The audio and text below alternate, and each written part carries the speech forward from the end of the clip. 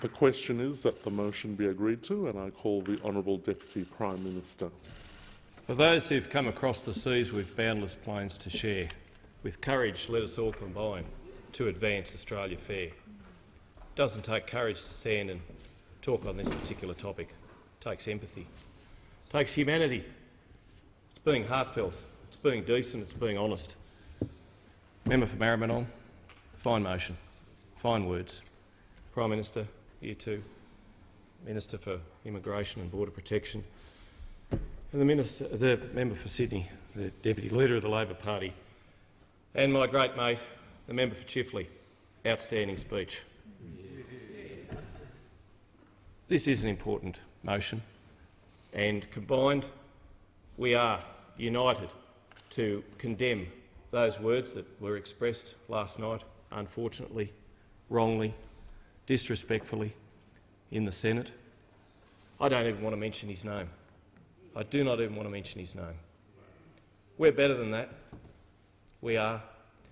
The things which unite us are greater than those which divide us, and you can see it today, right here, right now, coming together as the Labor Party, the Liberal, National Party, and indeed the crossbenchers. The Greens. I'll even mention the Greens. You won't hear me praising the Greens too often, but thank you, member for Melbourne, for coming in here. I'll just share with you a couple of little stories. One of the greatest things which I like to do is talk to school kids.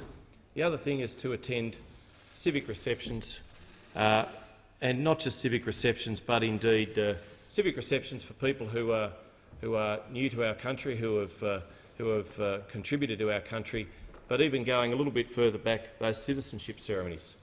And at a citizenship ceremony in Wagga Wagga recently, a lady from South Sudan, when we gave her certificate of citizenship, she hugged me, and she wouldn't stop hugging me because her husband, her partner, had been in a refugee camp. I'd worked hard, along with the wonderful staff at my Wagga Wagga electorate office, to get him over here, and she was getting her citizenship. And I was born in Australia, and I'm privileged to have been born in Australia, but she came here by choice, and we got him here through hard work and determination so that he could share a life with his beloved.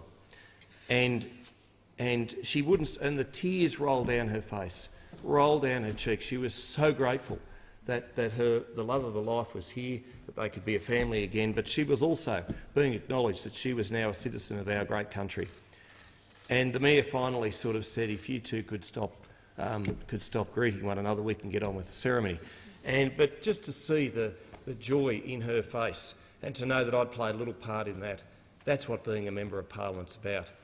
And I have to say that when the minister behind me, the Minister for Immigration and Border Protection, phoned me one day, and there were 55 Yazidi families, 250 people who were homeless, who we were going to accept as part of our refugee intake, that humanitarian program that can be made possible when you've got good border protections and good border securities. And he said, do you think Wagga Wagga would take those people? And in a nanosecond I said yes. And I rang the Mayor and I said, we're going to get 55 Yazidi families. And he said, that's fantastic. That is great. Because Wagga Wagga is an all-embracing regional community, like so many others. I think sometimes regional Australia gets a bad rap for not welcoming people, but let me tell you, they do. Griffith, they fly 100 flags on Australia Day, 100 flags to represent all the people who make up that great multicultural city. And it is a fine city. It is, in essence, the cradle of multiculturalism. And they don't all go there just to pick fruit. They go there to serve as our GPs. They go there to serve as our lawyers, as our nurses, as our white-collar professionals. They also go there to pick fruit too. And the member for Watson knows that. He's been out there. He was greeted with great applause. We were there together, standing beside one another, protecting the water rights of that community. But let me, but let me tell you, acclamation maybe, Prime Minister, but let me tell you, that is a great community, just like so many others in regional Australia, whether it's the Mallee, whether it's Wide Bay, no matter where it is in regional Australia, they are welcoming of our migrants, of this multicultural nation that we've become. And when those 55 Yazidi families had settled in Wagga and were contributing to our city, the Minister for Immigration and Border Protection, not always the most popular place when he stands right where I am now, and I see him because I sit right behind him and I look out and I know his words were meaningful and heartfelt and welcomed by those opposite. But when he came to Wagga Wagga, he was, let me tell you, Mr Deputy Speaker, a rock star. They welcomed him with open arms because he had given them new hope, a renewal. He had given them, as our nation had given those people a new start in life, and they were so appreciative. He was there with his wife Kirrily. Wagga Wagga welcomed them, and when that came out in the local newspaper, the one I used to edit, and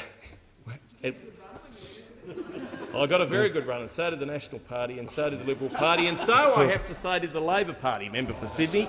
They did. I was a very independent editor. I was a very independent, very bipartisan editor. But let me tell you, when the Yazidi families were first announced to come into Wagga, there was only one letter to the editor which was condemnatory of that happening. And let me tell you, the people of Wagga roundly condemned that writer. They rightly roundly condemned that writer because Wagga Wagga is an embracing community. And I know that each and every one of the people in this chamber, indeed, I would say just about every person in this nation today is as one condemning those words spoken with hate last night and to talk about the final solution. And I know the member for Isaacs would feel this particularly. Absolutely dreadful. Absolutely dreadful. I've just finished watching a documentary series, and we've all watched the Boy in Striped Pyjamas. We've all watched Schindler's List, as the Minister for Immigration mentioned. What those atrocities that took place in World War II were not just felt then. They are still being felt today. They will be felt.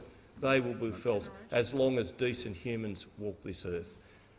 Atrocious, and to even utter those words anywhere, let alone in the house of democracy, is purely dreadful, is evil. We are a fine nation. We are the best nation on earth. The member for Chifley said we don't need to make Australia great. We already are great, and this motion proves that today. Well done.